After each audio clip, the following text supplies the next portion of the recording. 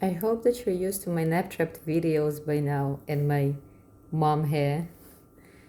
I want to speak about energy and that phrase that we all heard so many times. Everything is energy.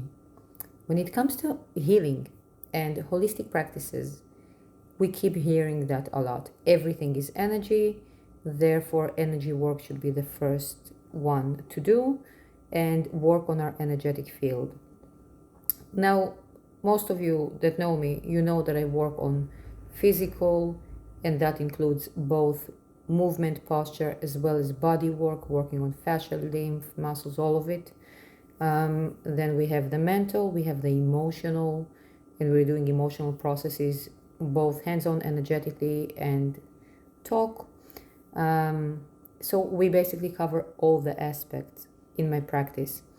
But I'm usually using energy as a first tool just because it's a shortcut.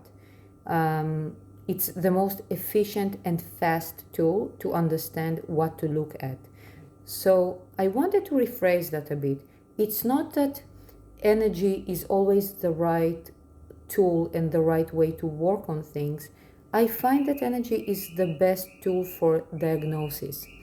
So at least for me, I don't know how it is for others. I would like to hear that, especially since most of the people that follow me are practitioners. But that's something that I've noticed, and I think that it's just a bit, it's not phrased properly.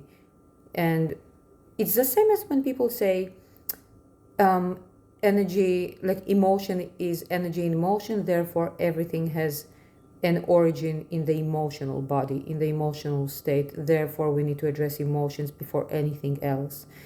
But it's, based on what I see, yeah, it's not always the case, because sometimes there are things that are physical. Not long ago, I had an energetic session, energetic therapy, remote session with a client, and after one session, we saw that we can't move forward until she will see a practitioner that works hands-on, and she's not in my area, so we couldn't do that. But there was an issue in the structure, so she needed to see a chiro or an osteo or somebody like that. So, and it happens quite a lot, because sometimes you have a physical trauma that misaligns something and you need to work on the physical body. Or for instance, even if you align the energy, but you have movement patterns that have been there for ages, even if you correct the issue, you still have a habit. So the previous pattern won't feel comfortable anymore. You would want a new one, but you don't have it yet. And your muscles are still not accustomed to a new movement. So you will have to do that training. That's what we do in posture craft. With emotions as well, it can be that there's a stuck emotion that's not processed, that inhibits your growth as a person, whether it's mentally, whether it's in your career, to move to in your relationships, to move forward emotionally. It can be physically, it can be the thing that restricts you and not letting you heal physically, a disease or something in the structure, because the emotion is stuck there. So that's a possibility as well. But I can't say that all of the things that I see, they have an energetic origin. The energy is the easiest way to locate what is the origin, and in some cases we can work on that energetically, in a lot of cases, but there are some cases when it's not the right way.